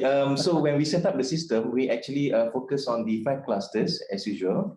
So from the knowledge, understanding, cognitive skills, functional work skills, personal and entrepreneurial skills, as well as the ethics and professionalism. So from there, we managed to identify the 10 PLOs, and we make sure that whatever CLOs that we develop for each and every courses, it is mixed and matched with the PLOs from PLO 1 until PLO 10.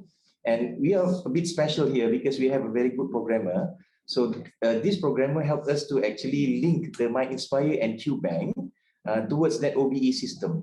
OBE system consists of all the PLOs, and also from there we know whether the students achieve or not the PLOs. Okay, and all the information are kept inside that the OBE system. Okay, and after that we measure the achievement. If it is not achieved, then we ask the academic staff, especially the course leader and also the program directors, to come up with a plan of action or remedy to how to overcome that problem. Maybe problems associated with questions. Maybe it is too difficult, or maybe problems with the students unable to attempt the questions. I mean, for example, like MCQ questions, they are too difficult. So we try to identify the level. So, and that is why, despite we have cognitive, affective, and psychomotor.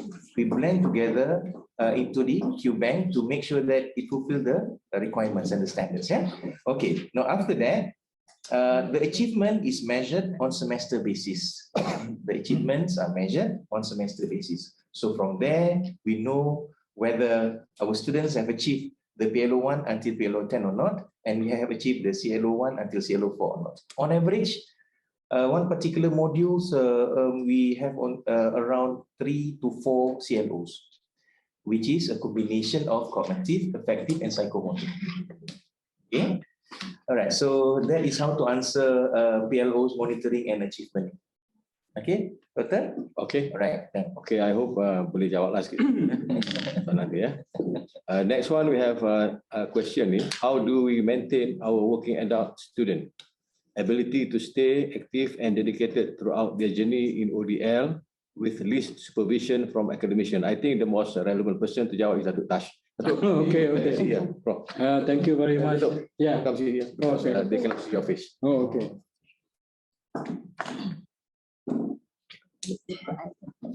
How we maintain our working adult? Yeah. Okay, Bismillahirrahmanirrahim. Assalamualaikum warahmatullahi wabarakatuh. Very good morning. All my delegates, Professor Mizani. Another difficult question to Ganjak, Prof. So basically we talk about, we basically talk about learners, right? And at OUM, you also talk about trainers who are going to train the learners. So in terms of engagement, so basically from our, who are studying at OUM, most of them are working adults. Most of them are professionals. The language, the interaction with the lecturers are all in English. So they are basically coming from a very vast experience, coming to the class, and they expect quality interaction from the instructors. So in terms of the retaining the activeness of the teaching, so we do regularly training of e-tutors. So apart from our in-house, we have roughly about 100 full-time lecturers. We also engage e-tutors from other universities that come in and support our programs. And we do a lot of these regular trainings of supervision, how to do creative engagement with your learners, how to be, be more a bit, I'll call it more, rather than very dry. So try to be, use your creative interaction, try to come up with new materials, your learning, pedagogy, your instruction, all those has to be enhanced in terms of getting the attention from our students.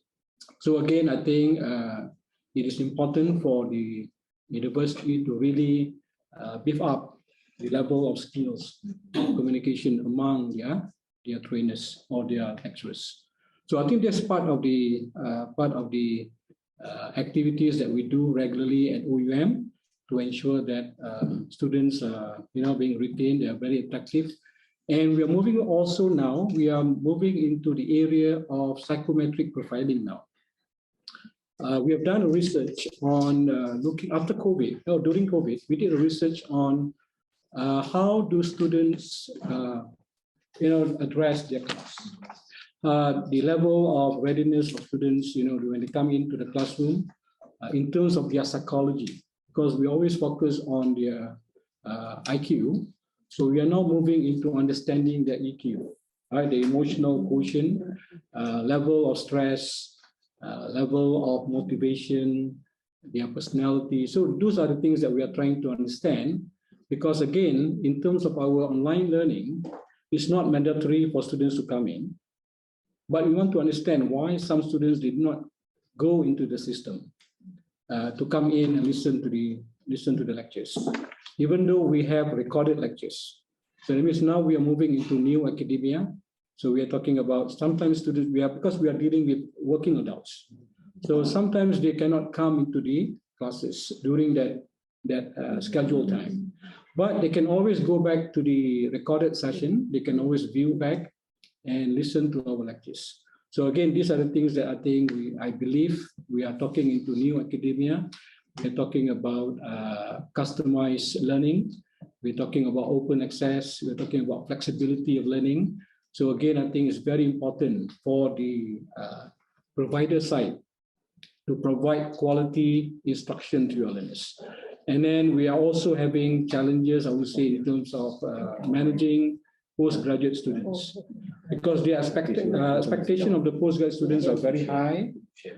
Some of them, they are CEOs, they are senior managers, senior personnel in the organization. So they really expect our tutors to be really, sharp in terms of their delivery. When we come and talk about experience, we talk about things that are very known to them. So again, these are the things that I think tutors always have to be enhanced in terms of their delivery, and also the materials that they are going to come in and bring into the class. And as mentioned by Dr. Nazri, we have the program directors that will always come in and view the class. So from time to time, the program directors will go into the live forum and try to view what is going on in the classroom. Again, if we receive any complaint, so we will try to address the complaint immediately. And then we'll see whether that comes from the lecturers or not. So if that complaint comes about the lecturer, then the next semester we will change the lecturer. Immediately we change the lecturer. So again, we want to produce quality interaction, quality education to our learners. Okay, Prof, that's my response to the question. Thank you. I think because we are rushing. Yes, thank you. Yeah. Okay, Dr. Sharul. Let's have a look at the yang online punya posting by Anna Ayub. Maybe minta Prof Azizah boleh tolong baca tak? Saya baca tak? Okay, ada. Okay. So it says, could you share about the agents that answer student questions? Are they outsourced, full-time OUM staff, or located from different parts of the world? So do the agents also assist in the marking of assignments or something? Okay. Minta apa registrar jawab lah. Okay. Thank you very much, Dr. Izani. All right, Madam Anna. Well, actually, in OUM, we have CLA. CLA stands for Center for Learners Affairs. So eCRM is actually part under this CLA. And we have around 20 dedicated staff who will answer questions from the students. Okay, and then most of the time they are well trained actually to answer the question professionally, and they give a very short and sweet answer, but then very straightforward, and the students can understand. And then the ECRM staff will directly channel that question to a particular staff who actually be paid by the students. Okay? So that is actually agents that answer students' questions. To answer your questions, are they outsourced, full-time, or OUM staff? 100% OUM staff, 100% OUM staff. They even work on Saturday and Sunday as well. Yeah, full-time OUM staff. They are not located from different parts of the world. They are actually 100% OUM staff. Do agents also assist with the marking of assignments? The answer is no, because marking of assignments 100% will be done by the e-tutors and also the full-time lecturers of Open University Malaysia. So that's my answer. Okay, yeah? Okay, I hope that's clear lah. Clear explanation, yeah. Okay, any more questions online? No, on top of that kita ada probably generic question lah. Could you share key elements for most satisfied courses? Most satisfied courses. Betul? Most certified Courses. most satisfied courses. Most satisfied courses. Okay, basically, if I may refer to some of our popular courses. I think Okay, some of our popular courses are nursing. There's our program. Nursing program is a popular program at OUM. So, we have a good rating from students in the nursing because I think they're qualified lecturers in nursing. We also have in counseling program. So counseling program, we have, I think, good professors in counseling program that provide, quality education. So this is, we have good numbers of students coming in. Business, and we have business program, DBA, right? And MBA, we have those programs. Those are some of the programs popular in terms of students coming in to study at OUM. Yeah. Thank you. Okay. We have more questions from the Ada. Kita dalam ni ada satu lagi ni. Mana tadi Pak Siti? Adakah PPT diberi kebebasan dalam penyediaan SIM, self-instructional materials. Okay, Pak Siti.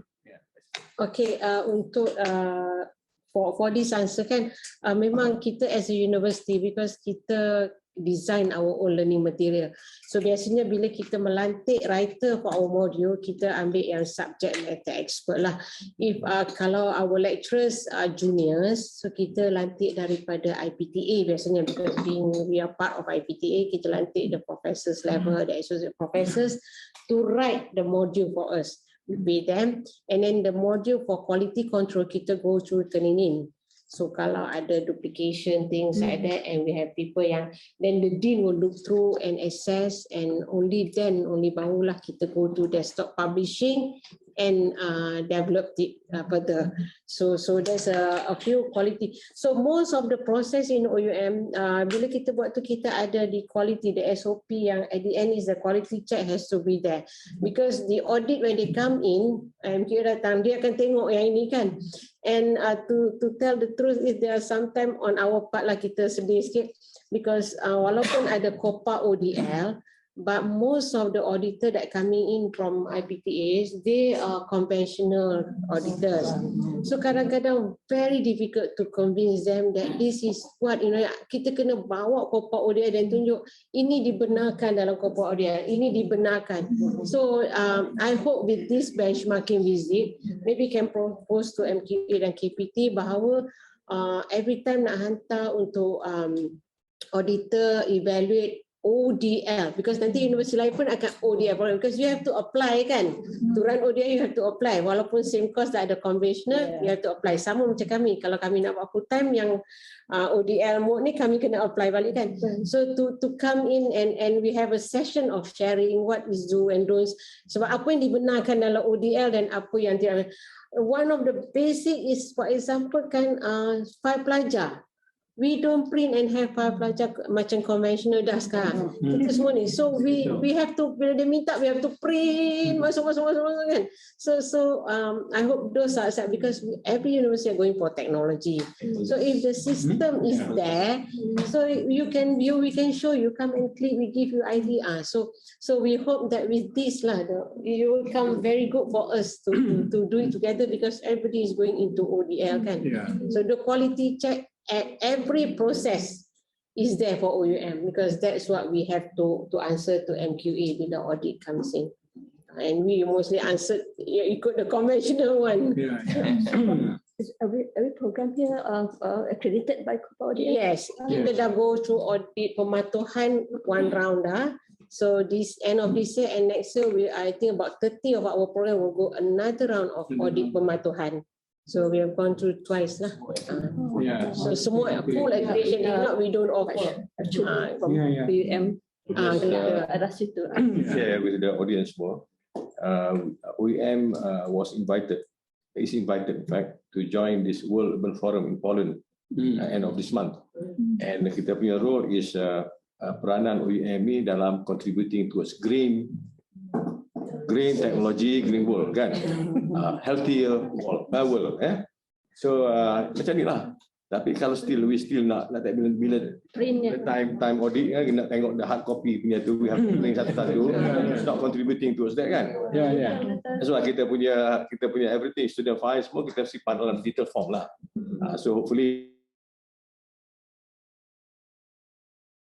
tengok dulu dalam sistem exam kita script pun dah tak ada. Working online, so we don't have exam script. Nak kita boleh access lah. But we don't have the physical exam script because storage is a big issue for us. We are small building, kan? So we don't have exam script anymore. We don't have assignment script anymore. All this. Tapi bila marking kita ada lah. Kita panggil gadget tu, banyak examiner still can mark and comment like, semua kan ada evidence tu. Tapi kalau dia nak tengok the hard copy of the answer script, susah. They have to print lah. We have to print. So those are the challenges. Okay, there is one interesting question from Mediu just now. With just 10 hours, Datuk. Dr. Nazri. With just 10 hours of contact hours, you can't possibly cover an entire subject's content. In fact, the minimum requirement for MQA is for tutorial. How do you get students to keep with their self-directed learning? All classes conducted flipped. Is there any tips and tricks? Oh, no, really. Not really. Okay, all right. Again, just to share a bit more about my experience before coming to OUM. I think most of us, we have experience working with the traditional university. I think from City, from UM, I'm from UTM before, right? So coming to OUM is a culture shock because we thought online learning is something like very easy, a lot of misconception. So once you are in ODL University, so I learned a lot about ODL University. So again, the question, a very interesting question about is 10 hours adequate? So we go back to the principle of ODL learning. Is online, distant learning, self-learning. We provide all the materials to the students. So because we are focusing on adult learning. So before you come to the university, so the student must be well prepared. So we must make sure that you are coming to study at the university, ODL University, we do this orientation program. We tell them that, coming to ODL is not coming an easy way. Doesn't mean that you graduate from ODL University is a substandard certificate now. So these are the things that we, in the beginning, before they come into the university, we have this orientation program. We want them to be mentally and psychologically prepared. So coming back to study at ODL, so we tell them these are the process that you have to go through. Of course, there'll be 10 hours of online forum, right? We used to have physical, but now we go to online. So does that adequate? So it goes back to the learners. So if you are here to come and learn, you are here to get a degree. So you must have the motivation to do self-study. You must be motivated. You must be, you cannot blame the university that it's not enough because we produce all the learning materials from Professor Siti Aisyah's department. We produce the modules, we produce the videos, we produce the digital library. So it goes back to the learner's responsibility. So that means if you're going to come to study at ODL, you must understand the spirit of ODL, and then you must also be able to be responsible as a learner. So to me, again, that 10 hours is actually really enough, really adequate. Of course, it won't cover everything, but you have to go through and do your self-learning because all materials are being given to the students, and especially when you are doing postgraduate studies, right? So you can go back and view the video, you can interaction, we have live forum, we have emails, students can email to the lecturers will come and respond to students. So all these things are being done. We provide all these facilities. So the students are the one that have to, bring in their motivation and come and study. So I think that's again to answer. So bila student come in register for the course, so they can access kata subject tu. So there is the lesson plan. 1 week, 2 week, 3 week, lesson plan. So dalam lesson plan tu kita ada juga yang quizzes. So bila they baca the module, they will try the quizzes and see have they understand. Then if they don't understand, they have to go back. Kita guide them and that kan. And then we have study guide. study guide. So we tell you how to study. Kalau dia yang perlu buku kan ada textbook. So we adapt from the textbook and become a study guide. We tell them which chapter to look into, whatever. So those are the support that we give to the academics. So the academic tak adalah nak cover everything dalam kelas, tak sempat. 10 hours memang tak sempat. So those are the things that we Online class participation. Online class participation, dia ada forum lah. Forum ada 2. Satu forum is dia boleh tanya anytime, then the lecturer can jawab anytime. Satu forum lagi dia between the colleagues peer to peer punya forum. So the lecturer will very much try to stay away. They will discuss and they have to capture that proof and masukkan dalam assignment dia to show that they have discussed the topic dalam online forum. If not, dia kata dia tak. So dia ada 2 part forum lah. Satu yang student dengan lecturer, satu lagi student dengan student. The lecturer could just post a topic, katakan assignment due, apa-apa ni, dia discuss, dia capture. Dia kena capture and masukkan dalam dia punya assignment untuk dapat markah. If not, we will take away that discussion part. The mark maybe bagi dalam 5 markah, but still marks to the student lah. So itu yang kita nak tengok. That means with that 10 hours, Prof, we have interaction between students and students and students and lecturers. Nak tanya sikit, what about macam tadi ada program nursing, for example, I suppose program macam tu macam ada hands-on, practical experience. How do OEM assess yang psychomotor part of the students? Well, there are some courses. There are some, not all courses. There are some courses also subject to their professional bodies. So, for example, like nursing, we have some components, like 20% components of hands-on. So they have to really go to the to do their physical training internship. So that components they have to go. For example, counseling. There are like 30% of the counseling program have to be live supervision and everything. So according to certain programs, they have to be subjected to their professional bodies. So kita student dihantar ke the collaboration. Yes. So we do collaboration with the hospitals and medical institutions. Yeah, we do that. Only certain programs. And also we have labs. So I try jawab yang itu ya. Lecturers went through training prior to ni. Yes, we do. We do train our own lecturers. And then the SIM be printed hard copy don't have to. Kita sekarang dah go semua online. If the student want, dulu yes, we give hard copy modules, but it is very costly. When we send to the learning center, not all students come and pick up. So it's become a wastage kan. So we now do online. The student, if they want, they can download and print it. So that's why kita ada yang PDF dan kita juga ada yang HTML version. So we ada 2 version lah. Saya tolong jawab on the module. Yang MQA ODL kena submit hard copy tak yang sini? Tak payah, sekarang kita tunjuk. We have our demonstration of MyInspire. So the panel duduk depan tu, then one of our people from Center of Learning Technology, dia ada kasi tanya je apa, he will show. We Alhamdulillah MQ has accepted that now. Dulu yes, kena ada the printed copy susun dan tunjuk. We have a very detailed system. For example, the achievements of CLOs ataupun tadi itu macam students punya comment, semua ada dalam dia layer by layer. So kita tunjuk kepada MQA punya assessor.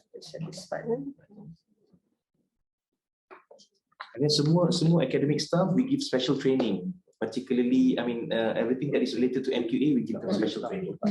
CLO development, and then the constructive alignment, everything. Sampaikan the achievement of PLOs. And how to mix and match the CLO and PLO, kita give them how to choose the correct active verbs. We teach them to that extent. Assessment.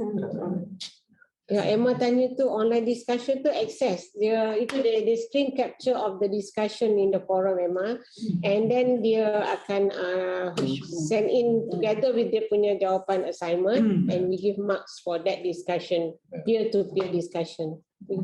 Not much, but enough to motivate them to come in. And the problem is they don't want to come in sometimes, so enough to motivate them. Yeah, I think a very interesting question from Sunway University. I think the question goes like interacting in person, face-to-face creates more considerable bonds, camaraderie founded on common work and goals, and many other supportive attributes for the students. Evidently, the loss of this social aspect with ODL route may have caused some inevitable challenges. How do you overcome this? So again, this question is referring to the physical interaction, right? Because again, we are doing online interaction. So I like to go back to the spirit. We are now moving into new academia, right? We are no longer, we used to be on the traditional approach, where you have to meet you face to face, I have to see the whole, body language for us to interact. But to me now, with this new technology, right, that can also be overcome if the tutors, they have the skills of engagement. If you're able to engage your students even via online forum, right? So that will create the same energy that you have face to face. So to me is the most important thing is you must be able to prepare yourself in terms of your delivery, in terms of your communication skills. Because I've seen, through my classes also, I've seen, students who always, even though we say 10 hours, in my class, 15 hours. Counseling is 15 hours. You have to provide 15 hours. But sometimes we go more than 15 hours. Sometimes I go 20 hours. Most of the time. So even though they say 3 hours or 2 hours per session, sometimes I go like 2.5 hours per session. And then we have another through emails, through forums, other mode of communication. So to me, that 10 hours is like just on the paper, but in terms of interaction, we go beyond that. Go beyond that. So again, to me, is we are now moving into new academia. So I think we have to prepare ourselves, right? Prepare ourselves that, hey, we have to use technology in our conversation, because some students benefit the students also, because sometimes they'll be in Sarawak, they might not be able to come to the class, but you can still interact with your lecturers, no problem. So to me is a mind shift of moving into a new way of learning, new way of engaging, and I think it's something that we have to overcome from time to time. Yeah, Hitagoji. Hitagoji. Moving into Hitagoji. Okay, so we have actually a lot of questions, but I don't think that we have enough time to answer all. Probably if you have any more questions that you want to put forward, probably you can email MyQAN unit training, or probably directly forward your concerns to OUM. Probably they can answer all the questions and concerns later. So we are at the end of the session. It's 12 already. Thank you to all the participants for joining MyQAN virtual benchmarking visit. We would like to thank our speakers today, Yang Berusaha Associate Professor Dr. Ahmad Izani Awang, President Vice Chancellor of OU in Malaysia, and also yang berbahagia and the whole team of OUM for your generously sharing your experiences with us.